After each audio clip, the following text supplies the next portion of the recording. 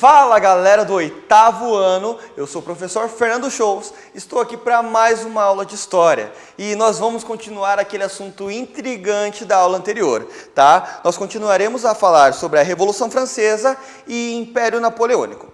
Especificamente nessa aula, nós vamos falar agora sobre as mudanças causadas pela Revolução Francesa e o impacto do governo napoleônico na França e no continente americano. Ok, só que assim, eu preciso te falar o seguinte. Napoleão Bonaparte, nós vamos começar a falar dele na aula 3, ok? No final dessa aula, você vai ver alguma coisinha sobre ele, porque ele está diretamente ligado à questão da Revolução Francesa, tá bom? Mas a gente colocou aqui só para você sistematizar melhor aí o conteúdo. Então, nos capítulos anteriores, nós estávamos vendo sobre essa história desse processo revolucionário, tá? Muito doido que está acontecendo lá na França.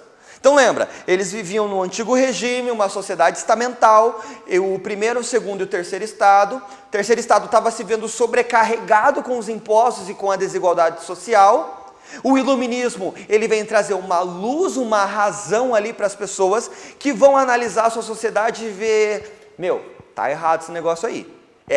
E é nesse período aí que começa uma transformação política enorme, por isso que se chama Revolução, porque vai ter uma mudança no sistema político da época ali. Ok? Eu vou te lembrar lá do que estava acontecendo para a gente poder retornar aí nessa aula, tá? Se você caiu de paraquedas aqui na segunda aula, você pode retornar lá na aula 1, que você vai entender todo esse processo de revolução. A gente viu que foi feito lá reuniões para decidir como ficariam as questões dos impostos. A França estava quebrada por conta, da Guerra dos 7 Anos e depois por auxiliar os Estados Unidos ali na busca da sua independência. Começou então o rei Luís XVI a aumentar os impostos, até que a sociedade do terceiro estado quis dar um basta naquilo.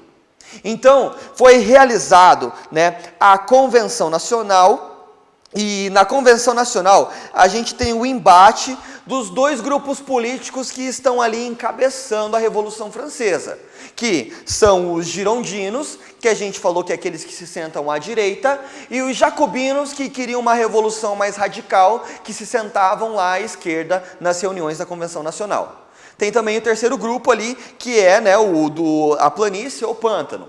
Mas eles são neutros ali em relação às decisões. Às vezes eles estão com os girondinos, às vezes eles estão com os jacobinos.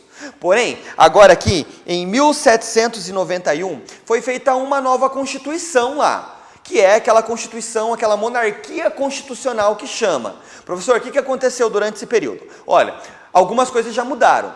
Por exemplo, o voto passa a ser censitário. Um grupo da sociedade francesa possa começar a votar agora, tá? Quem que era? Jovens, homens maiores de 21 anos que comprovassem uma determinada renda. Não é todo mundo que vota, tá? Não é universal, o sufrágio não é universal nesse momento aqui. Tranquilo?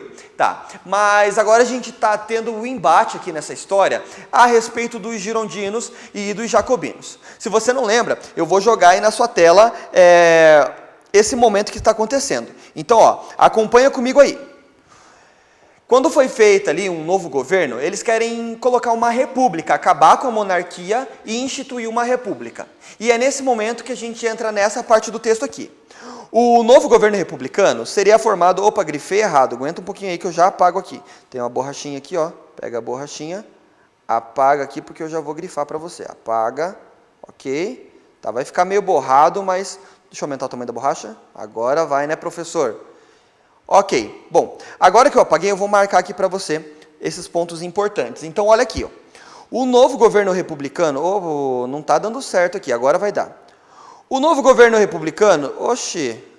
tá, professor, você está marcando com a borracha ainda. Calma, problemas técnicos acontecem. O novo governo republicano, agora sim... O novo governo republicano seria formado por uma convenção nacional. Vamos ver o que é essa convenção nacional aí. Apesar dos girondinos defenderem uma monarquia constitucional, os líderes jacobinos, como Robespierre e Jean-Paul Marat, exigiam a república e a execução do rei. O que será que vai acontecer com a cabeça do rei nesse período aqui?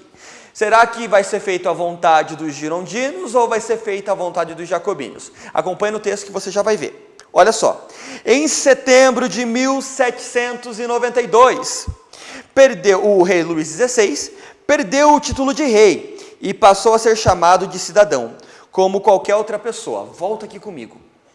Olha que situação complexa e complicada. Até então, o rei ele era um representante de Deus na terra. Lembra da teoria do direito divino dos reis, ok?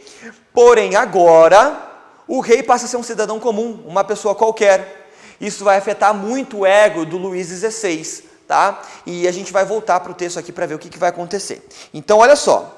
Em dezembro do mesmo ano, depois de um longo julgamento, o cidadão, não mais rei, Luís, foi considerado culpado por traição e condenado à morte. Vou até colocar de vermelho aqui, ó. Condenado à morte. Grava isso que é muito importante. Sendo executado na guilhotina em janeiro de 1793. E isso também acabou sobrando para sua esposa. Maria Antonieta também foi julgada e condenada à morte. Olha, a situação não ficou nada fácil para o rei. De representante de Deus na terra, ele foi considerado como traidor. Por que ele foi considerado traidor, professor? Lembra que ele estava aumentando os impostos? Isso considerou ele como se tivesse deixado de se preocupar com o povo, o que deveria ser a preocupação central de um monarca. Tá. Isso aconteceu então que ele foi julgado e foi condenado como traidor e por isso ele foi levado à guilhotina. Então olha aqui que eu vou te mostrar a imagem desse momento. Observa ali então, nós temos ali vários guardas e a gente tem ali a execução do rei. Você pode ver ali na guilhotina, eles acabam expondo a cabeça do rei para a população no momento. Professor, que loucura foi tudo isso? Esse momento em que os jacobinos agora eles vão tomar o poder, tá? Eles vão deixar os girondinos meio de lado, vai se chamar de terror jacobino. Até porque um dos líderes dos jacobinos, o Robespierre, ele vai começar a perseguir todo mundo que é contra a revolução, tá? Todos aqueles que se colocam contra ou que querem se aliar a essa nobreza, Robespierre vai perseguir e o final vai ser o mesmo do rei Luís XVI. Qual que é o final? A guilhotina. Tá? Tá sabendo sobre isso? Tranquilo.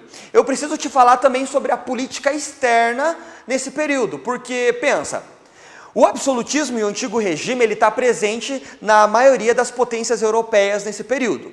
Olha, nós temos a Prússia, nós temos a Áustria, a Rússia e a Inglaterra, que ainda vivem nesse sistema. Claro, só que na Inglaterra você precisa saber que depois da Revolução Gloriosa, que nós estudamos lá no primeiro capítulo, a monarquia lá agora ela é parlamentarista, ou seja, é o parlamento que decide. Lembra do termo lá? O rei reina, mas não governa.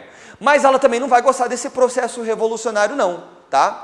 E o que vai acontecer? Principalmente a Áustria e a Prússia vão declarar apoio lá desde o começo da Revolução ao Luís XVI, antes da sua morte. E vão enviar tropas para ir atacar a França. Nesse período, os revolucionários também montam um exército que vai defender e até conquistar outros territórios. Um desses guerreiros que vai estar lá, que depois vai se tornar um general, vai ser uma figura bem importante, que é o Napoleão Bonaparte. Mas ele ainda não entra na história assim com tanta importância não. Mais para frente você vai ver o que vai acontecer com o Napoleão Bonaparte. Bom, vem comigo aqui então. Depois desse período aqui, acontece a execução do rei. E como eu te falei, entra o terror ali jacobino. Os jacobinos começam a perseguir todo mundo que é contra o modelo de revolução deles. E lembra que eles defendem uma república, tá? Então, para você não perder isso que eu estou te falando, olha esse texto que eu vou te passar aqui, ó, e vou grifar aqui junto com você. Deixa eu abrir aqui minha ferramenta, ok? Agora está correto, vou grifar de rosa. Aos poucos, os jacobinos passaram a concentrar os poderes da convenção e ter mais espaço para ação, ok? Mantendo o poder e controlar os opositores, criando o Comitê de Salvação Pública, no qual os integrantes ordenavam todas as pessoas suspeitas de serem contra a revolução e que elas deveriam ser executadas na guilhotina.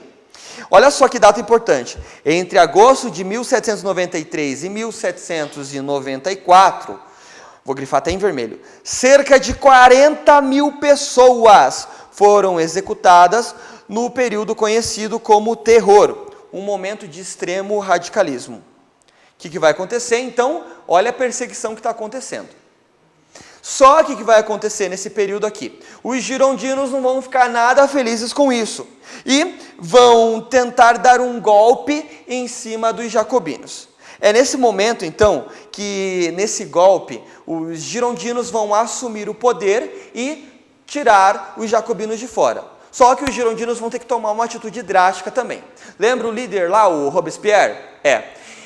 Lembra que ele mandou perseguir e condenar todo mundo à guilhotina. 40 mil pessoas mortas. O final dele não vai ser diferente. Quando os girondinos dão esse golpe de Estado ali nos jacobinos, eles tomam o poder dos jacobinos, o Robespierre vai ser condenado também à guilhotina. Professor, todo mundo vai para a guilhotina? Revolução Francesa é assim. Se você é contra, guilhotina, tá? Mas eu preciso também te lembrar sobre os princípios da Revolução, que são liberdade, igualdade e fraternidade. Esses princípios vão permear toda a Revolução. Inclusive, depois Napoleão vai utilizar isso quando ele for entrar no poder. Porém, calma, Napoleão não entra ainda, ok? Bom, vamos continuar aqui então. Nossa, está todo rabiscado, professor, a sua apostila. Isso, o seu livro digital. Está todo rabiscado, mas é assim mesmo, tá? Se você é estudante, tem que rabiscar e fazer isso mesmo. Bom, depois que os girondinos entram no poder, entra a chamada fase do diretório, ok? Na fase do diretório, tem alguns pontos que eu preciso marcar também com você. Então, acompanha comigo no texto aí. Após assumirem o poder, os girondinos anularam todas as decisões jacobinas. Mais uma vez, em 1795 foi elaborada uma nova Constituição para a França. Dessa vez, não tão democrática como a anterior. O direito à insurreição foi abolido, ou seja, o direito a protestos, a revoltas, vai ser abolido.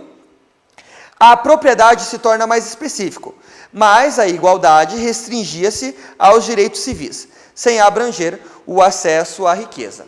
Olha aqui as novas medidas que vai ser tomada nesse período. Volta lá para o texto comigo. As novas medidas anularam vantagens dos sans-culottes e favoreciam a alta burguesia.